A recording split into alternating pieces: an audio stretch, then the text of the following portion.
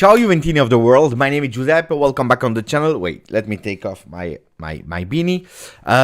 Why are we live? Because I want to speak about Giuntoli, about the importance of Cristiano Giuntoli leaving Napoli, being at Juventus, speaking a bit about the management of the last 12 games, or actually a few months now since that he arrives, because we know it in terms of Mercato, it has not been really fantastic until now, with only Timothy Weah arriving as a new face, as a new name. Some people that came back from loan. We did a few sales, but not something real that you say, mamma mia, what a crazy Mercato. Mercato is crazy. So we'll speak about that. We'll speak, of course, about Locatelli, Hans Nicolussi, about the latest updates about Juventus. We can speak about whatever you want to. Today, no guest on the channel, but I also wanted to check with you together if finally you were able to watch the video, if you were able to hear the video, if the quality was back of the stream, if there were some lags or if there will be some lags or not. Let me know a bit if that is working, because that's something that I can promise you I was not good about it. I couldn't sleep too much about it because it was really worrying. And I see here Salcat that is already giving me a first great news. It looks like the live stream is finally working for me, which makes me happy. Salcat is saying it's back. Of course, it's just one person, so if I have someone else that can confirm, I would be even more happy. And I see Thomas Maklov that is saying today no lags until now.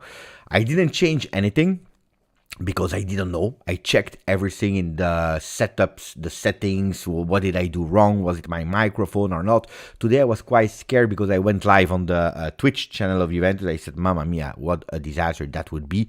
But at the moment, people are saying that it's working today. So I'm happy about that. Sorry for the people that tried to watch the replay of yesterday live. Looks like also now it should be back. It should be back and better. So you could probably, if you missed it or not, and if you want to watch it again, you can do it, because yesterday we had Bogdan and Elod that were the guests on the channel, and they spoke a bit about their experience, about how they are viewing Juventus at the moment, and so on and so on. Of course, I want to speak about this, and that will be the first topic I want to speak about. Welcome, Mazzarri Walter. There are no French coach in the 10 top teams anymore. There is no French coach anymore in the top 10 teams of the world. Crazy. With Luis Garcia, that was the only one, and is now not even anymore the coach of Napoli. Crazy. Tony J saying Napoli fell off badly. I want to speak about Napoli. But let me say hello, of course, to the people, to David, Elidoc, ciao Beppe, ciao my friend, Mbeppe, ciao perfetto, Michelle is saying, I saw that your birthday was on the 8th of December. Michelle, that's great. You said you never know if you want to send me a gift. Let's see if we can send a gift to Michelle. I don't know. Ciao Horizon Cross, ciao amico mio, ciao Tony G again. JSEC is there. I don't think it was you yesterday. It was on a live today, and it was hugely lagging as well. So probably YouTube is working in the background, and it's causing some problems. Anyway, hopefully it's gone and it's solved. I don't think it's an upgrade for Napoli, so we have already some opinions from Daniel Perrone. So far, so good from Chef, that was one of our guests in the last weeks. Ciao Don Simon, everything is top. It's working well for Daniel Perrone, so looks like everything is well. Who else did I not say hello to? Cale Stolpe, to Aman. My friend Aman is back on the channel. Ciao Steve Cano, ciao to... that's a bit it, huh? Marco, Saglish Dirnich, who doesn't like the video, is an Inter fanboy. That's a good word. Ciao Mufid. And also I wanted to see if we had a bit more viewers today, because yesterday we were around the 65, 68, which was really, really low. Maybe it's because of international break. Maybe it's because, I don't know, people have other things to do. Maybe it's because YouTube at a certain moment they are not pushing the live enough. We will see. At the moment we are again at 68, exactly the same as yesterday. Curious. That's a bit curious. Hopefully they don't, stop the count at 68. 68, basta. We don't let anybody enter anymore. Hopefully this is not the case. So hopefully we can have like one or two more just to break that 68 viewership. Maximum of like for Stavros. Ciao Camis, ciao Grande, ciao Punzara, ciao to everyone in the chat that I didn't say hello to. 71. Okay, let's start. What do we start? Well, the first news, the big news. Walter Mazzarri is coming back to Napoli. Since 2013. He didn't coach the Azzurri. That was the last time in May 2013 that he coached the Azzurri. He did quite well. Honestly, he did quite well at Napoli. Yeah? He was the coach that brought back the first cup at Napoli after 22 years. He was the one that brought Napoli in a Champions League. I have no idea what my cat is doing, but anyway. So he didn't do bad at Napoli. Didn't do well at Inter. Didn't do well or super well at Torino, even if he brought them in Europa League.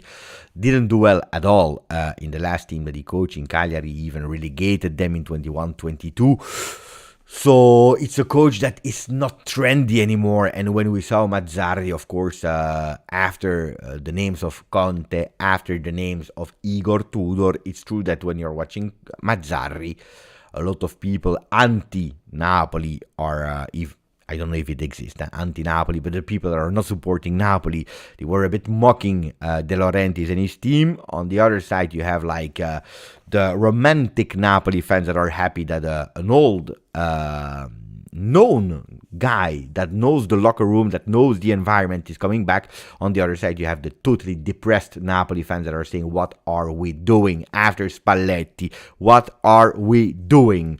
So let me know a bit in the chat what you thought about that one before going into analyzing it. Not that I want to speak about Napoli too much, but I want to go towards Spalletti, Giuntoli, De Laurentiis, and of course bringing it to Giuntoli, to Juventus, the famous words of De Laurentiis. That's why I want to go for. But what are your opinions about Mazzarri? How did you react? I saw already, I believe it was Jacek that said they fell off big, according to them. Dash, my friend Dash is there. I think it was important for him is how he wins over the locker room. So Dash is already thinking, how he will take back these players. By the way, today I was watching Sky Sport Italia.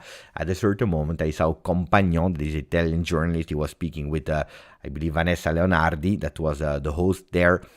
and they were saying, like the team of Spalletti was that strong and that perfectly oiled that you don't need a magician on the bench of Napoli. Just put a 4-3-3 and the team will do the rest. I believe that was a bit too much of a stress, but they were really serious when speaking. We were speaking about, like top-level journalists. I know that Compagnon is a supporter of Napoli, but let's not exaggerate. Ragazzi. Oh, basta. No self-respecting Juve-affiliated coach would manage Napoli or Inter, even if, attenzione, Camis, because Antonio Conte said clearly, I would love one day to coach environments like the ones of Roma, with l'Olimpico, and even Napoli. So I don't know if nobody from Juve would ever go to coach Napoli. It's a difficult place to coach. Mazzarri is a L move from Tony. Taha, Napoli are considered underdog winners, so the footballing world worship them now. Michel sending hugs to Loca or Warrior. Beautiful thoughts for Locatelli. I like to see more Italian coaches in Serie A, so it's an upgrade. Ooh, that's an unpopular opinion, I think. A really unpopular opinion. Mazzarri is not bad, but it's a step down from Napoli. For Napoli, he did get top 4 in the past, and maybe that's their plan for now.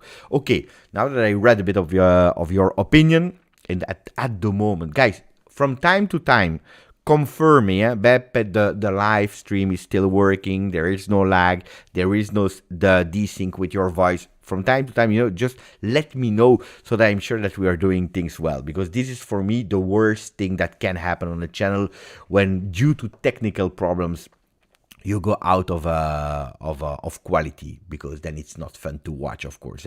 You can watch whoever you like and you can listen to whoever you like, but after 1, 2, 3 technical problems, you give up, which is totally understandable. So far, so good. The live is well, no glitches, mamma mia. We are good, Daniel Perone. So, okay, what is the story, the recent story? Let's not create all the story of Napoli, because, again, it's not a Napoli channel. But you remember that at a certain moment, there is a meeting between De Laurentiis and Massimiliano Allegri. De Laurentiis and Massimiliano Allegri, where at the end they don't find an agreement with each other. Is it because Allegri didn't want to coach there? Is it because De Laurentiis didn't want him as a coach? Is it because they understood that working together would have been difficult? I have no idea, and I don't care. But the rumor says that Allegri pointed out Spalletti as a coach that could do well at Napoli. Spalletti is a coach that, I will not change my opinion today. I will repeat what I always told you on the channel, that is a great coach. Experienced coach. He's arrived already at maturity. He's even over maturity, because it's quite old now. Has a lot of experience. He coached Inter, now Napoli, of course, but Roma. Had to take tough decisions in his career, like putting out of the team Icardi at Inter, Totti at Roma. He did really well with Udinese. Actually, it's a coach that wherever he went to, he did really well. You can't ask him to win the Scudetto with Udinese, of course, so don't expect, Spalletti to win a lot. In terms of Scudetti, he never won them before last season. It's a coach that, according to me, is fantastic in terms of how he starts the season, how he's able to take the locker room together with him, how he's able to transmit his vision of football, a beautiful football also he showed during his career, not only at Napoli, but Spalletti was, according to me, a lot of time underrated his career, where he arrives in Napoli, where he's about to get sacked at a certain moment in the season before he wins. So the season before the fantastic, stellar 22-23 is about to get sacked, because at a certain moment the results are not there. After a fantastic, beautiful start, if I'm not wrong, like 10 wins in a row, something just epic for Napoli. At a certain moment when the pressure comes, when they are aware that they can fight for a Scudetto, like for example, there was a match day towards the end where Milan and Inter, I don't know if they played against each other or whatever, but they both lost points, and Napoli could go over them for the first time, like being first, and it was really the end of the season. That's where they totally fell off, like they did in the past with Maurizio Sarri and Juventus when they lost against Fiorentina 3-0 because Juventus won the evening before 3-2. But what happens is you have a magical year where we spoke about it a lot of time. Stars are aligned, everything is going perfect.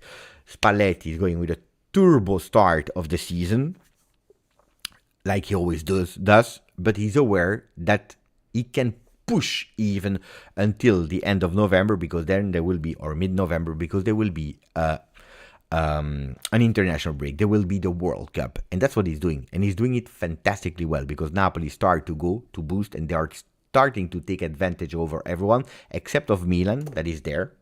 Juve is not starting greatly last year. We know it. Juve, that at a certain moment we stop even believing that we will be able to compete, and then it starts.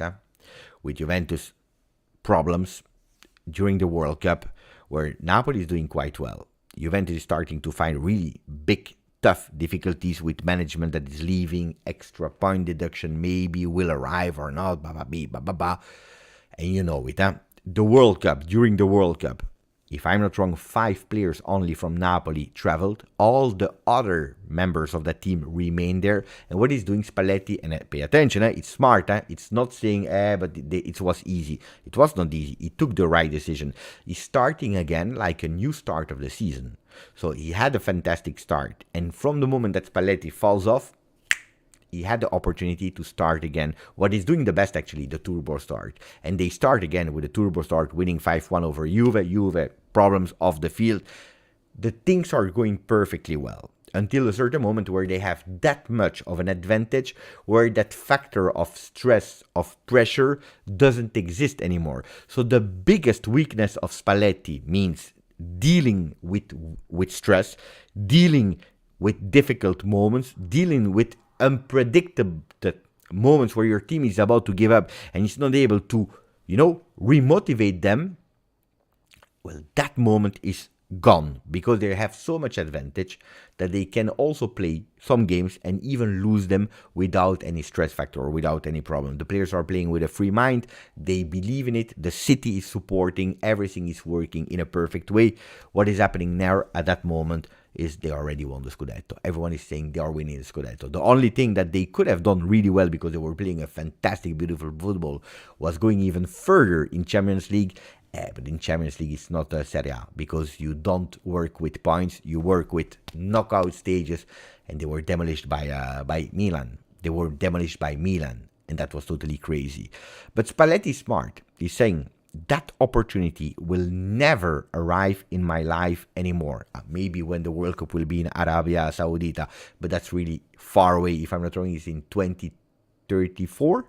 So it's really far away. He says, I'm a hero here. I will be loved forever. I did the miracle, the thing that was absolutely not expected, and it will never happen again. I say goodbye. Ciao. Whatever coach that you would have brought in at Napoli would have failed. Let's be honest, because they have a great team. They did really well, but it was that perfect that it would fail. And it would also fail for another huge, big problem that Napoli has and always had. It is the president. That not so long time ago, last year, Gravina, the president of Italian Football Federation, said, Napoli, model amongst the most beautiful in the world. Napoli is a virtuous example of Italian football. Napoli is an example to follow. Other clubs should imitate them. Scudetto Napoli shows that ideas are worth more than money. Now, I'm not saying that Napoli is a bit the Leicester of Italy. Yeah? That's not what I'm saying, because the story of Napoli is a bit bigger than the one of Leicester. Of course, they won a bit more than Leicester did. But before going into conclusion that Napoli is the model to follow, well, let's wait a bit. Because after Juve that did a cycle of 9 years, Inter won, and they were not able to take that control of the Scudetto with Conte leaving. Milan won, and they were not able to compete because last year they actually finished fifth. And now Napoli is in big difficulty. A Napoli that in moment of difficulty, and that's the funny thing with De Laurentiis, that was about to sack Spalletti. You remember when he was on that plastic 10 euro or 5 euro chair watching the retire of Napoli, where the players, they didn't even want to participate. You remember that big chaos? Well, what is happening in that moment is he was about to sack him. At the end, he keeps him. And they have that fantastic season where everyone is going away. Giuntoli is going away, and we will come back on Giuntoli, of course. Giuntoli is going away. Spalletti is going away.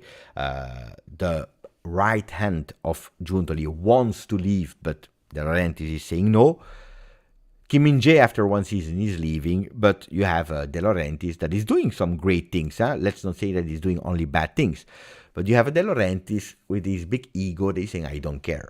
I don't care because we are that great. We are that fantastic that Serie A, it will be easy to win it. We want to win also the Champions League. We are here to open the cycle, and I don't care about Giuntoli. If he wants to leave, he leaves. Kvaratskhelia, it's not even Giuntoli that spotted him, that scouted him. It was my son that saw him, spotted him, and gave it to Giuntoli. We don't need Giuntoli. If he wants really to leave for Juve because he's a Juventino and he said it so much, he can leave. We don't care. We don't need. If really he's a Juventino as much as he's saying, he could have left even earlier. He should have told me that he was that much a Juventino. I would have let him go earlier. Rivalry. Hating one club, Juve, which he's admitting as well when he's speaking to the microphones, with, the arrogance of Giuntoli. Spalletti, you want to go? Leave.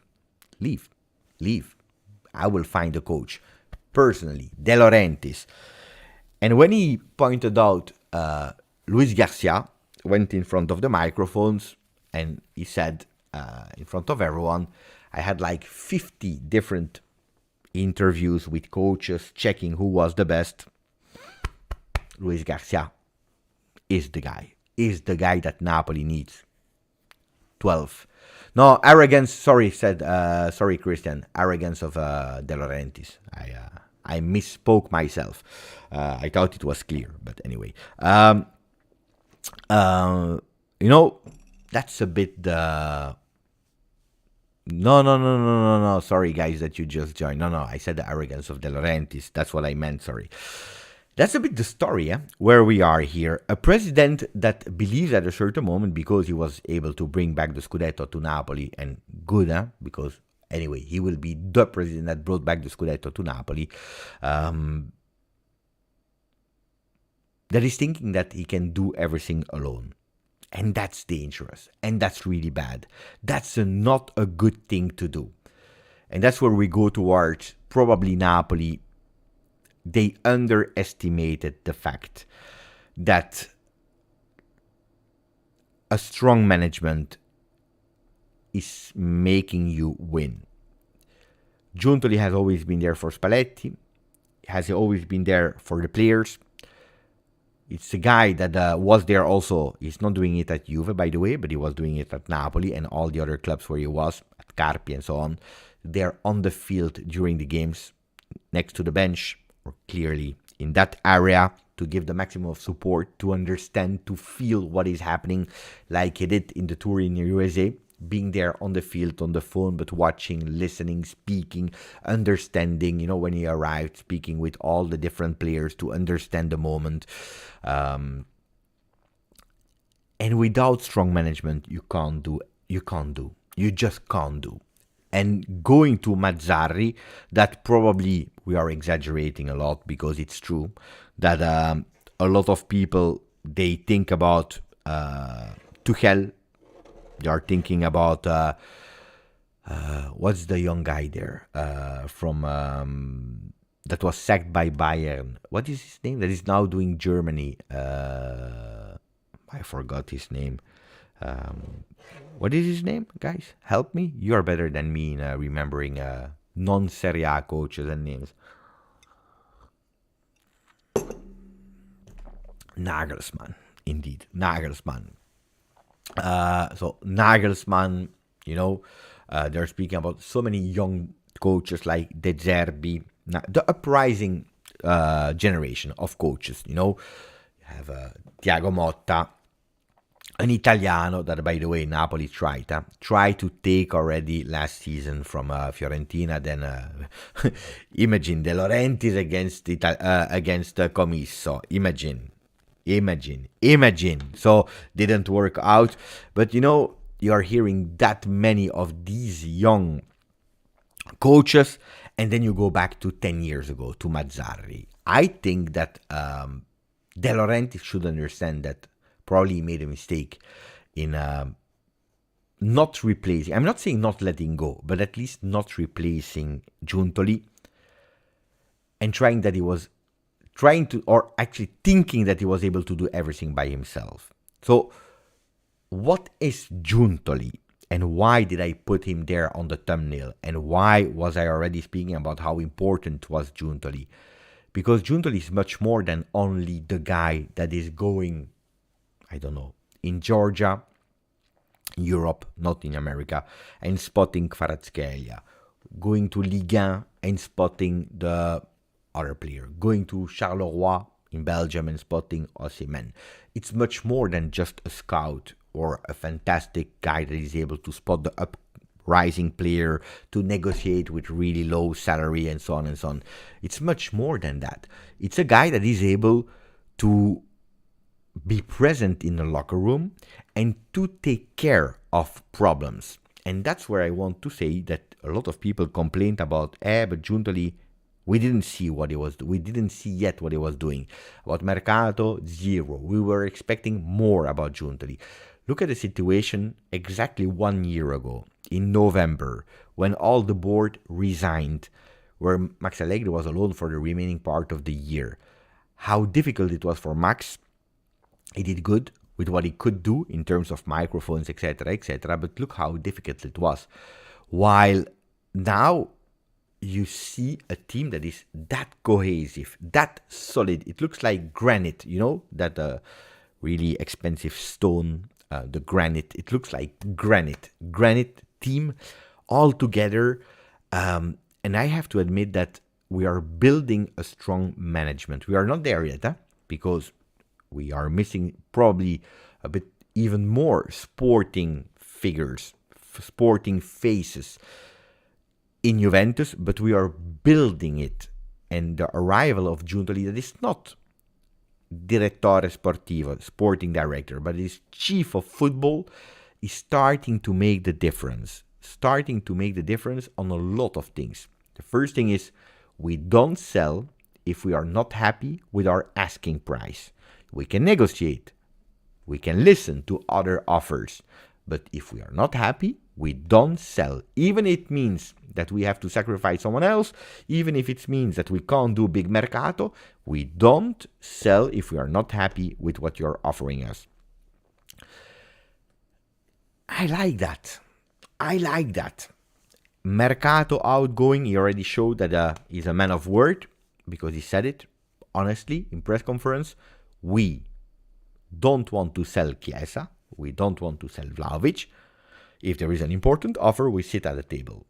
Saying this in front of a microphone, it's a big statement. At the end, the offers that we wanted never arrived, and the players are there.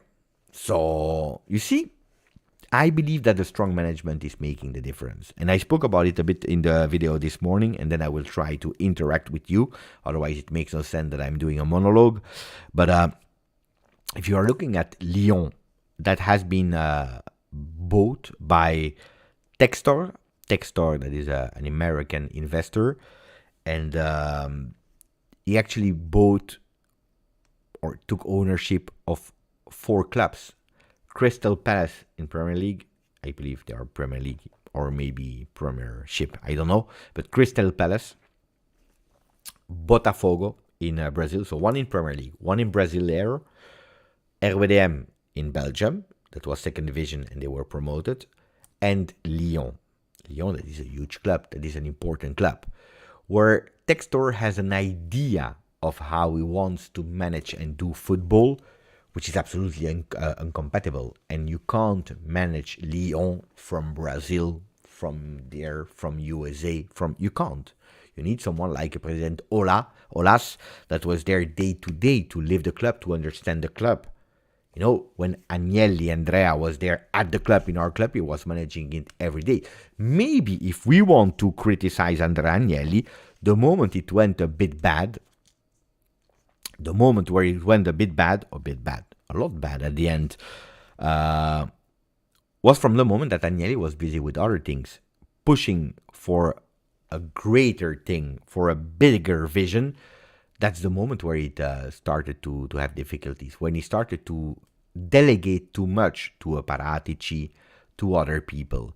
That was a moment of difficulty, because a club like Juventus, a club like Lyon, etc., you have to manage it. Look at Ajax, Lyon, Marseille, Ajax. I have some other clubs that I made some researches about that are in a real tough, difficult situation, and every single time it's when the management is missing, when the management is doing extremely bad, that the club is also following the management, and they are collapsing, because they can keep up 1 year, they can do the miracle the second year, but then they are collapsing.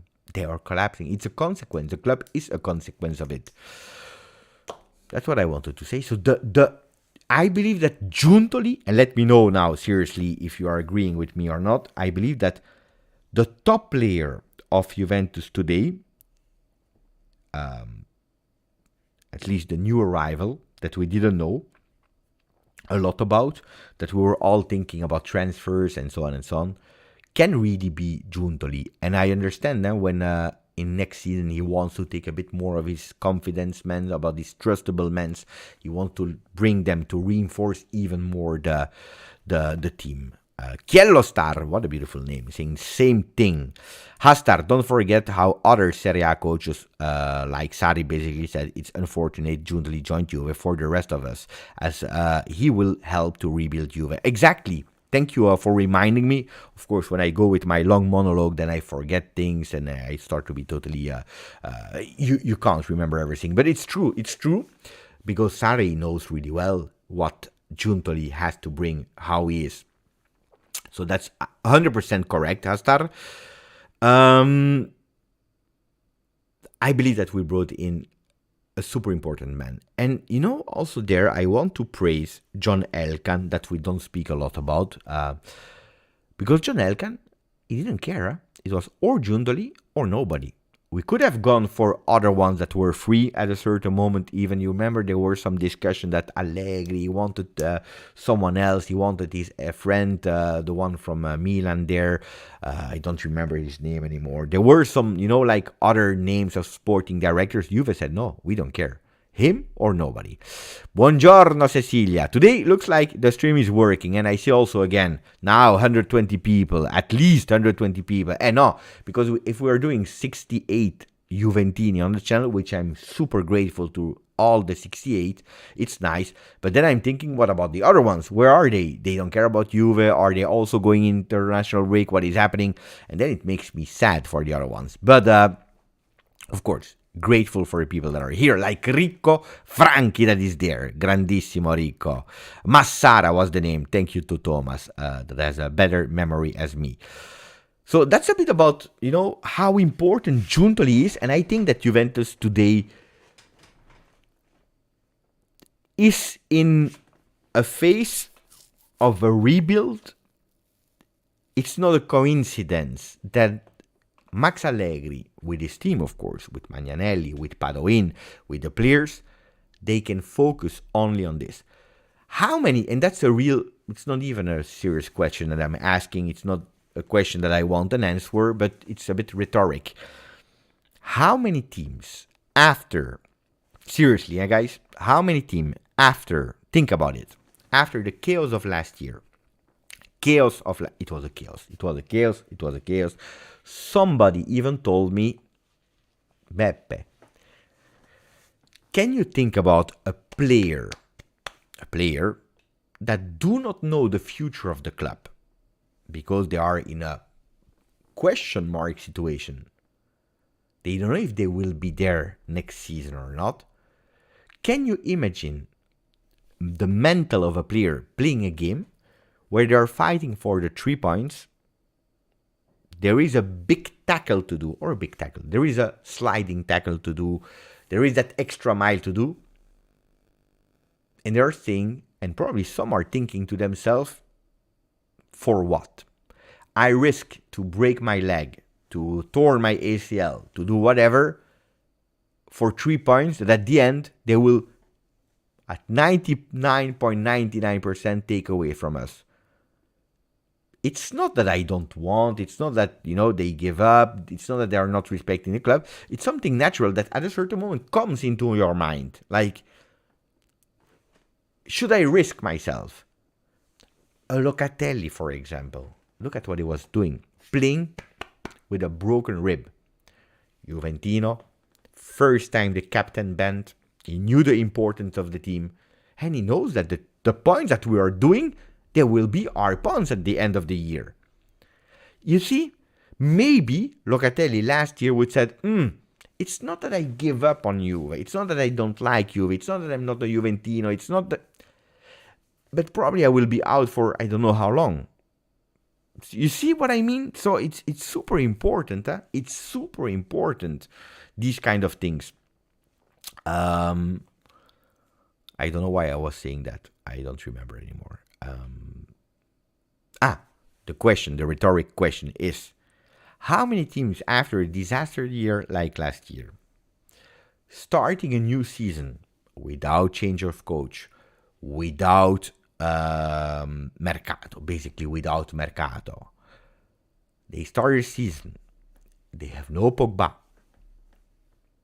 doping, they have no Fagioli, gambling. How many teams would have said, we don't care, we go, we will be even stronger than that, and we will be there at -2 of the first ones of the league? I don't know. I don't know.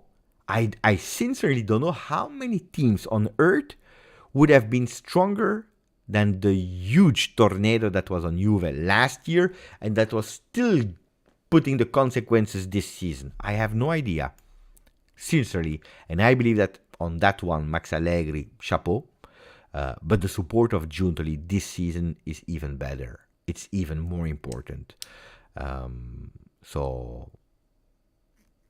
Yeah, that's what I wanted to say about that one. Do you have opinions? Do you have questions? Do you have thoughts about all my monologue of 36 minutes? Actually, the monologue was probably a bit too much, too long to introduce it. But you know it. When I start speaking about that, then I go totally crazy. Share with me. Not speaking only about Allegri, because Mufid is saying merit of Allegri. I believe he has some merits in it. Of course he has.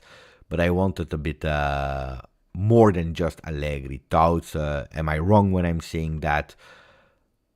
Did we see in history some teams that did a bit the same in difficult moments, that they were sticking together? I think that Manna staying with Juve rather than taking the Salernitana job tells you a lot about Giuntoli's management style. On that one, we don't know. We don't know. Manna was promoted last season. It gets to, because of course, let's not lie about it. Giuntoli's idea is I bring my team back. My team that I trust over years, that I know, not only the one that worked with Napoli, but my connection that I know really well. Then we saw that Tognozzi, fantastic scout that we will miss. He went as sporting director to Granada. Good luck to him. But on the other side, maybe now, he can discover new talents. That's something, being open-minded. Maybe saying, my idea was this person. But actually, with Manna, we have a fantastic collaboration. By the way, extension of Rabiot, Manna, not only Rabiot, but a lot of things has been done by Manna. So probably maybe they're saying, you know what? This guy, let him stay. And him wanting to refuse Salernitana, I think that also means, that Giuntoli open-minded, and maybe they already found an agreement for or another role, or keeping that role with people doing other things that we need. But I see a beautiful future also in the management of Juve with ownership. Don't forget about that. Ownership investing money in the club. Maybe not the one that you are expecting. Maybe not the 1 billion euros so that you can spend and making Juve great again by the Chelsea method. This is not what we see today, but it's building, being aware that you are still in Serie A. The news about Pogba, I was expecting actually the results. No, the results are there. The results are there, Tony. We already know he has been tested positive in the counter analysis. I was waiting for a final, not the final decision, because the decision of the suspension is there, but at least that we know precisely what is the verdict. And the verdict should have come now. So who knows? Maybe tomorrow the verdict will come. International break is always when things are happening in Italy. So because they have probably a deal with the papers. When there is international break and there is nothing to say, we can have some leaked information. So probably that will happen. And from there, Juventus will take the decision to do what they have to do. At the moment, we are paying Pogba the minimum salary, and then we will see. Ciao Roberto Gallo. I'm happy that Roberto is there. Cecilia, I think we will understand his strategy in January or even next season. Don't expect too much in January. I believe that we will do something. I'm confident that we will do something. I still can't believe of a Sancho, because it's like a puzzle where I don't understand. Isolated, Sancho isolated for me at today makes no sense. Sancho today isolated, bringing Juve makes no sense. Then if you tell me, Beppe, it's part of it. It is. I'm just saying like that. Ealing Junior to Tottenham. Højbjerg, that I'm not a big fan of, but let's say Højbjerg, he comes. We take Calvin Phillips on loan. Højbjerg, Phillips, midfield. You have Ealing Junior, is too much there. Bomb. You have a Chiesa that is playing as a 3 up front. We have a Sancho. We have, I don't know. Maybe you can go towards a 3-4-3. I don't know. Then I can say, okay. But today, isolated, Sancho makes no sense for the salary for a player that is not playing since the beginning of the season. Don't forget, that's super important, because the ritmo partita is not there. Super important. So I don't think in Jadon Sancho, and I'm not expecting crazy things in January. But an active Juve, yes, especially if we still continue to have players with broken ribs, that would be a disaster. The prediction, no, not yet. Do you think Italy qualify? I don't know. I have no idea, Roberto. Christian, you know what would be a good video? One around the current management and what they cover, how they relate to roles of Nedved, Agnelli, Paratici, etc., etc. But what could be, even if look, Agnelli was the president. Today you have Gianluca Ferrero, but it's more administrative president, where you have Scannavino, that is more a leading, not president, you can say, let's say a vice president or president that is actually the active one, the one that's CEO. Then you have a split. You have a split with two figures. You have Calvo, that is taking part of marketing, communication, etc., with also the youth academy that are reporting to Calvo. And then you have the sporting ones with Giuntoli, with Mana that is reporting to him, etc., first team. And then you have Cherubini that is going from one to the other to be a bit the sporting link between first team men and the other activities, also women related and so on, to report everything. We already did that. We did that. We actually did that. When Giuntoli was appointed, we did a video about that. Yeah, we did. But it's not the same structure as when we had Nedved, Agnelli, Paratici. But we did it. Huh? Yeah. Now I remember we did it. Giuntoli is not sporting director, chief of football. Manna is sporting director. Correct. Beppe, how much will the Juventus youth with affect small teams in Serie A that they might not need to buy players from... mamma mia. Beppe, how much will the Juventus youth with affect small teams...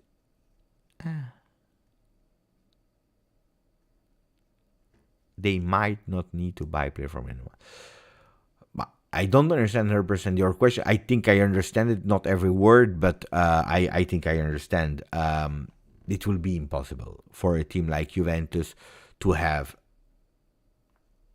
no mercato, but only taking from the next gen or so on. It will be impossible. Look, Juventus is next gen is doing extremely bad at the moment in third division. Why? For multiple reasons. The first one is because we have been moved from one group to another group, which I have no idea why they did that, but we are in the much stronger group of third division. It's really tough. It's really a tough round. One, and second, because in the last few years we actually promoted a lot of these players to the first team. Some players are going back to play, but it's not like being 24/7 part of that team. It's like, a player that is never training with you, that is never knowing the other players, that is coming back on loan for one game and then he goes away. Like Kenan Yildiz and Onje that we took recently, that didn't even start with the first team, but we are taking him away. Huijsen. But if you're looking at Fagioli is not real because he went already on loan and so on. But a Miretti, a Sule, a Barrenechea, Iling Jr., probably we forget about it, even if they are not all in the first team. But these players, like last year, they were supposed to be all of them in the next gen. Even a Miretti, a Sule, and so on and so on. These players should have been in next gen. They were promoted. Some already did a full season. Some went then on loan, etc. And you see that it's really difficult for next gen. Of course, the most important part is first team, but it's true that if you are with your next gen beautiful project, if you are going in 4th division, it's difficult to attract new players a la Comenencia, etc.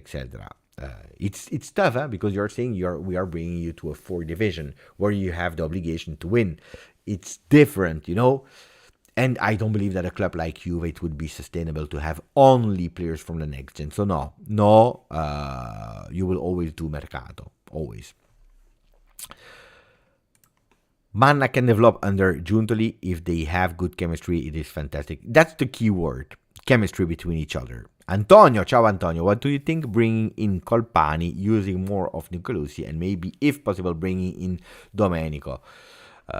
Colpani is a good player. He's a really beautiful player. Domenico Berardi, for me, it's not a bad player. It's like, it's like a bit Mazzarri. People were mocking him today. Pay attention, because Mazzarri, I'm sure he will do quite okay with Napoli. Then, of course, he will probably win against Juve. He will probably win against Inter, because all of them were mocking him, Juventini and Interisti. So he will probably win against Juve and Inter, then he will flop a bit. No, but he will not do fantastically great. It's not the coach that they needed. It's not what they wanted. They wanted Juventus players, ex-players. They wanted Tudor. They wanted Conte. They both said, no, we don't want to work with the Laurentiis, basically. And, but it's that old guy that you're sure he will do okay.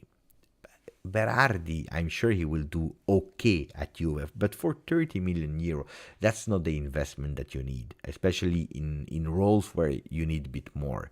Colpani is a good player. Huh? He's a really nice player. He's a bit that player that is trendy now. I'm always, cautious when you have them in house, even if it's a next gen player and so on. You can really evaluate them, even if they don't play in first team, but you see them training. You can already know, what is the potential of that player. Then you have some players. How many players did we see in the past? They had that fantastic, beautiful season, and then they disappear. But Colpani, also now called up with the Italian national team, he has a beautiful future. I wish him the best. But I'm not really thinking at the moment that's the player that we can use or that we can bring in, even if, again, good player. But no. Then I think it can be a maneuver from Giuntoli. He's cooking Sancho for me. I can't see that the same here. Samarsic, yes, but I see it super, super, super difficult to bring him in. Sorry. In January.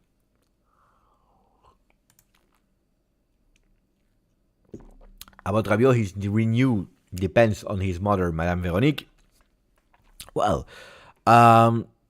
he said it, and she said it as well. She said, it was my idea to continue with Juve. Now it will be up to him also to take a decision for the future. I think the renewal of Rabiot will depend on a lot of things. Will depend on Juve real clear potential to finish top 4, which we are going the right direction to, but also probably also the confirmation of the last year of Max Allegri.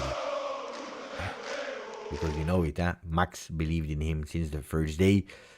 Going with another coach, not sure. So that will also, I think, have an impact on the decision. Stavros, Sancho, in this formation, I really don't see him. You see the same. He's more a 4-3-3 or 4-2-3-1. Yeah, I agree. When Cherubini was appointed, we had a video 1 year prior. It's true. The year before Cherubini arrived, with Mo, it was Mo actually, that prepared all of it, the history, and that was a fantastic, beautiful research video. So I really like that, and that's why I always liked Cherubini, because also him, we say, but what did he really do or not? Don't forget that the Cherubini, he also come after the financial disaster, and trying to do with what he can. In the beginning, working under Paratici, and then trying to deal the post-Paratici era, which was not easy. Salcat, Berardi for his age and price. No, it's too expensive. Yeah. Limo, Berardi is another one of these players like Lukaku, good player, 5 years too late. It's not about too late. I think that Berardi is a player that was even ours, because in the past that doesn't exist in Italy, but you had a co-ownership of players that existed. So he was even our player. He was a Juventus player in theory, but playing in another team that was also owner. So he was not on loan, but he was a co-ownership. And when we said that we wanted to take him, then he didn't want to. He didn't have the balls to come to Juve. And I believe this is one of the things that I'm blaming a bit, and why I'm not a big, huge fan of Berardi. Berardi coming in the Juve of Vidal, Pirlo, Lichtsteiner, Barzagli, Chiellini, even that Bonucci, Buffon, fantastic, perfect, because you don't need 11, 12, 15 leaders, charisma persons in the team. Sometimes it's even too much when you have too much. But at least when you have, like a few, they can bring him up, talk with him, the young Berardi. But even there, he didn't dare to come. And that shows also, when it's tough, Berardi is not a player of character. So in a Juve that is looking for leadership, then I will say thank you to Takishi and Kamis. But I was looking at the last lineup of Juve. Okay, I was looking at the last lineup of Juve. Look at the last lineup. We had Szczesny. Rugani, Bremer, Gatti, Cambiaso, McKennie, Locatelli, Miretti, Kostic, Moiskin, and Chiesa starting the game. Vlahovic, Ealing, Milik, Nicolosi entered as subs, okay? Szczesny won Scudetti in Italy with Juve. He played at Arsenal as well, played at Roma, that is not Juve, but it's still zone of Italy where you have a lot of pressure. Rugani won Scudetti with Juve as an actor, as a first role actor, no. But he won Scudetti with Juve. He was part of that winning Juve, not as a first protagonist. Bremer comes from Torino. Played one time double competition. Other than that, Bremer has not the experience to be in that first spot in Serie A. Gatti, he comes from Serie D, from Serie C, from Serie B. He's coming to Juve. Never won anything. That's his biggest dream, by the way, he told me, to win something. Cambiaso comes from Bologna, also him, that big journey from D, C, B, no, I don't think he did B, B, C, A, he didn't win anything. Weston McKennie didn't win the Scudetto, won with Pirlo Coppa Italia in Supercoppa, but didn't win the Scudetto. Locatelli, Milan, Locatelli won the Scudetto, I believe, with Milan. Did he win the Scudetto with Allegri? I think yes. Not with Juve, anyway. But let me check a bit. Now I'm really curious. I don't know if he was already gone.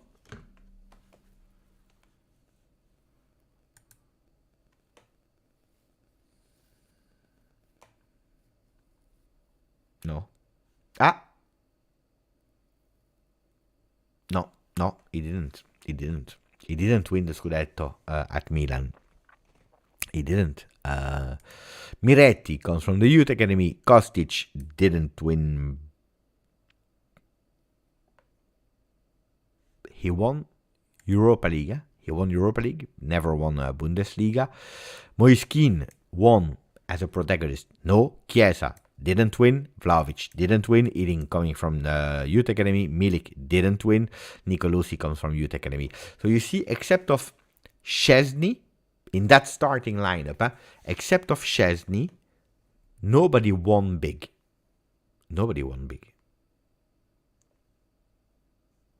Yeah, it's true, Takishi. 2016 with Supercoppa, but not the Scudetto. You see? So you are coming. Don't forget that, we have a team that we are expecting. We want them to act as winners, as Juve DNA, as whatever you want to, but they never experienced it. So for them, it's new. To be on top of the league of Serie A is something totally new that they never experienced. So pay attention also to that. Pay attention to that. That's something that I really wanted to point out. We are speaking about, but how, I don't know the things that are saying on social media. How far we are fallen. No, what is it? How deep we are. I don't know. They are saying really strange quotes. I don't, I'm a boomer. I don't know these kind of things. But how far we have fallen, something like that. But they don't realize what team we have, and that's why we are speaking about the Danilo captain. There is a reason. There is a reason why we have Danilo as captain. Danilo that played at Real Madrid, that played at Manchester City, that knows big leagues. Rabiot, in a way, is someone that played the final of the World Cup. Someone that played at Paris Saint-Germain. Could have won more. Yes, could have won more in his career. Rabiot won the Scudetto with Sarri. So you see, you have these 2-3 players that are bringing you something, but more than that, no. So did we miss the signing of Fratesi? No, yeah. Fratesi is a missed signing. But He wanted to go to a team that was offering a starting spot also in Champions League. And he's not a starter yet, but more and more he's playing and he's doing fantastically well. I think he did a good choice, a beautiful step ahead. Now it's easy to say that we missed him. On the other side, if you have a Pogba, Fagioli, Locatelli, Rabiot, plus the growth of Miretti, and probably one of the youngsters, probably you would say, no, we don't miss him. Today, yeah, we miss him today, of course. So let me say thank you to Takishi, with a 4 months membership. Berardi, too much on purpose, of course. I remember before Sassuolo proposed or offered Berardi for only 20 million. Yeah, but they're exaggerating. From 20 now it goes to 30 million suddenly. It's really, really, really strange. Thank you, Takishi, for your membership. It's extremely appreciated, my friend. Really, thank you. Takishi, you know that I'm looking a bit to your logo. I see 2 flags. Am I wrong or not? I see the one of Morocco and I see the one of Japan with AJ inside.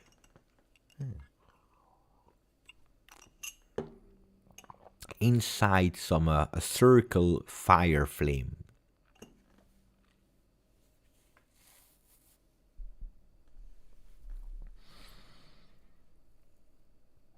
Camis, 13 months together with us without any message. Just Camis is just saying, Beppe, 13 months, 1 year and 1 month. Thank you, Camis Al Jamal. Really appreciate it, my buddy. De Laurentiis is crazy. Berardi is a good player, but too expensive for his age. Yeah. Makes sense. What about Sperstian, Armenian player? Honestly, I will tell you the truth. I saw some flashes, but not good enough. No, I mean, not the player. Huh? I didn't watch attentively enough, even if I heard and I saw that apparently Juventus is observing him even with a bit more insistency. They already did observe him, and they were there again, so they are scouting him. But I personally am not the big expert of him. For example, I love to watch, I understand that. Also why we are saying go live to the game and watch, because you see a totally different football. Locatelli is someone that watching him live cleared all the doubts that I could have, because I analyzed him quite well against everyone. And when you're going live, you can really see what he's bringing. But for example, I went and I watched 1 game. I didn't watch 10 games, but 1 game of Lens.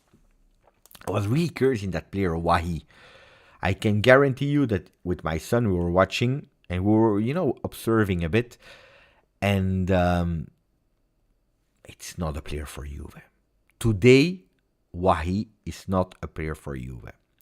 They were playing a kind of 3-4-3, where he was a center forward. He was not even as big as I was thinking. He's quite, small. He's 20, he's young, but I was thinking that he was even, taller. He's 180, but it looks like short. It looks like 175 or so. He's quite skinny. And the movements that he's doing are absolutely not the movement for our team. And that was a player, that watching some highlights and skills, watching a bit of games on television, probably some games from last year where they were attacking. I said, Mamma mia, that's a really good player. Pay attention to him. I like him. And I watched him live. I absolutely didn't like his performance. But also, when the ball was coming vertical to him, you see that he's a technician. Huh? Beautiful technical player. He knows what to do with the ball. He has that short dribble in the spaces, but the rest of that, not a player for us. According to me. You see, strange. So sometimes I know a lot of people, they will tell you, great, fantastic, great, but how much of us really know the players that we are really, not Juve related, but from other clubs, do we really know about? Last time I saw a guy, he has a lot of followers on Instagram. He was unpacking Trezeguet. He was disgusted. He said, "Oh, no, what is that? Disrespectful towards Trezeguet. Okay, it's a game. It's part of the game. It's feud. He has not that big a rating. But the way that he acted, mamma mia, it was like really, no respect for a legend of the game. We're speaking about Trezeguet. Huh? We're speaking about Trezeguet. Won the Euro, won a World Cup. We're speaking about the one of the biggest underrated players ever, but a fantastic player. And they don't know. They saw some flashes here, there. They don't know. It makes me really crazy. So sometimes we are, over exaggerating or faking our knowledge. That's not good. That's not good. Anyway, so why is Tech not captain? I think that's a really good question that I don't have the exact answer for. But I made my own opinion. I think that at the moment, at Juventus, because you are missing so many leaders of experience, that you need someone more in the field than in the goal. Do you remember, for the loyal ones of the channel, that there was one thing that I was always blaming to Tech, like I believe it was 2 years ago? Do you remember what I was blaming him? I was blaming the fact that I was not hearing him on the field. I was wrong about his leadership because I had the opportunity to get to know him. He's a real leader. It's really a real leader. And I believe he's a real leader with the goalkeepers. He's a real leader in attitude. He's a real leader in a lot of things, but probably in his position, not being the most vocal one, I believe there is a too big distance. And that's why it's preferable to have a player that is able to go to the referee to speak, to be there on a corner kick and to speak, to tell, to say, to come back. That's the opinion I made myself. Stavros is saying, I remember he wasn't vocal. You remember? I said it, huh? So these are the things where I'm thinking that's maybe why today he's not a captain with the armband. Then you have captain at captain, you have the captain on the field with the armband, and then you have leaders. But that's a really good question. Why is he not the captain? And I think that's the reason, but I don't know. Let me check if we have Beppe, Chiesa, and Loca have one big. Yeah, it's true. They won the Euro. It's true. It's true. Pay attention.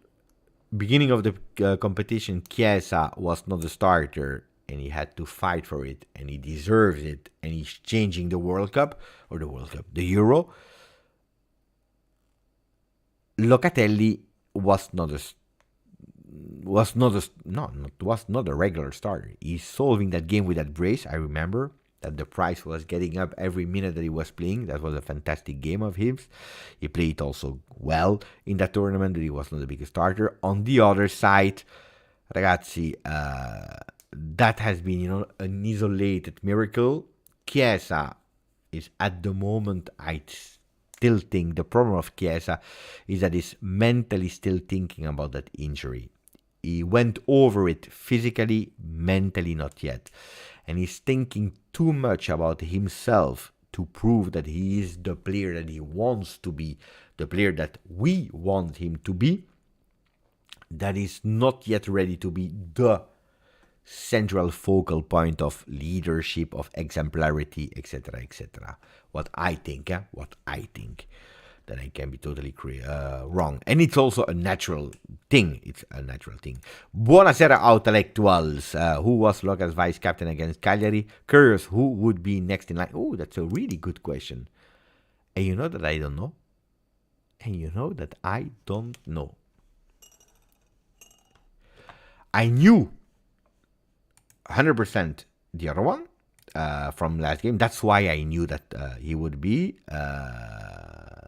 the captain. So against, I will tell you here what I have. Vice captain against Verona was Manuel Locatelli against Verona. Captain Rabiot. Against Fiorentina, Rabiot captain, vice captain Locatelli.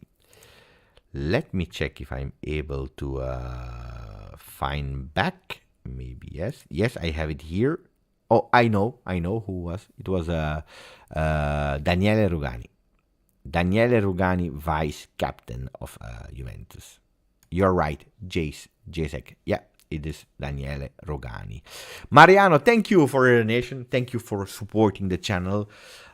Really appreciate it, Mariano. I really wanted to say it. You know, there are some lives like that where we have more memberships, where we have more donation.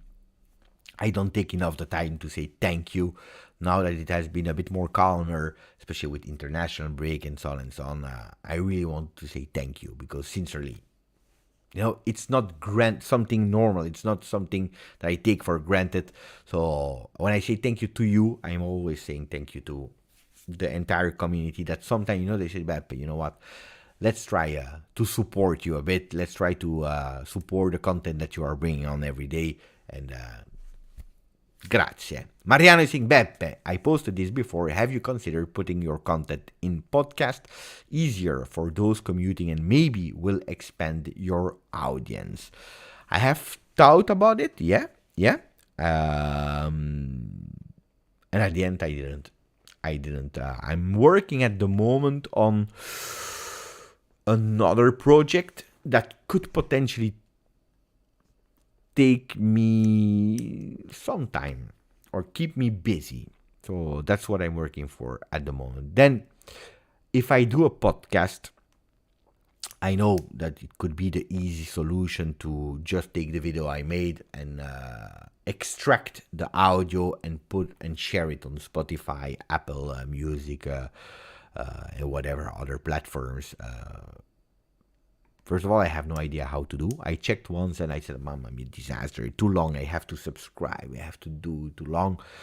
And then I thought, you know, I put so much energy and focus on the editing part of the morning videos that I start to do a bit shorter, because I was doing like 20 minutes a day of video, which takes me so long. So I tried to reduce a bit to go towards the 15, 17, because 20 is maybe a bit too much. And when I'm doing actually, you know, I would think it's such a pity to take away, you know, the visual aspect of it, that I said, you know, leave it. For the lives, you know, could have done it, yes, because that's really extracting and putting, because there is no edit and so on.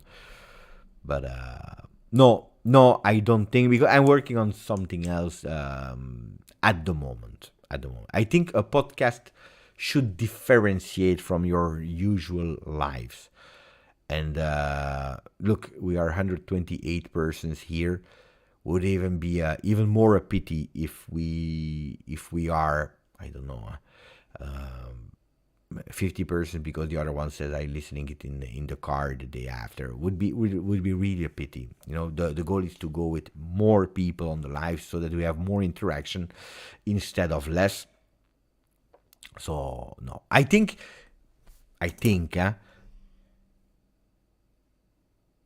that you should go and differentiate your content. So if I do one day a podcast, it should be, you know, with a guest or a co-host, where I'm doing that. Dospi, grazie, Beppe. I have followed you. No, I have followed not you, but Spersian in the Russian league and in the Armenian national team. He is a big deal. By the way, he is the same agency as Fagioli. Giuntoli knows what he's doing. Oh no, he knows. Of course he knows. Of course, he knows really well. Ragazzi, I will close the live, not because I'm annoyed by what you're writing or what you're saying, but for a simple reason, is because my son is sick. And you know it, if you are watching the videos, you hear someone that is coughing. And it is my son because he's a bit sick, and I think that he's coughing in his bed upstairs. So I will go and check how he's doing, because I don't want that, because of it, he needs to vomit and he doesn't dare because he knows that I'm live going down. So I will go and check how he's feeling. Okay, guys? So sorry. Sorry. Thank you, Dospi. Thank you, Intellectuals. Thank you, G. Mariano. But if one day I do a podcast, I will tell you and I will let you know, Mariano. And I will dedicate the first episode to you, a Juve podcast. Grazie, ragazzi. I will take care of my son. Hopefully he's going well. And we see each other tomorrow morning. Grazie, forza, Juve. Ciao, ragazzi. Ciao.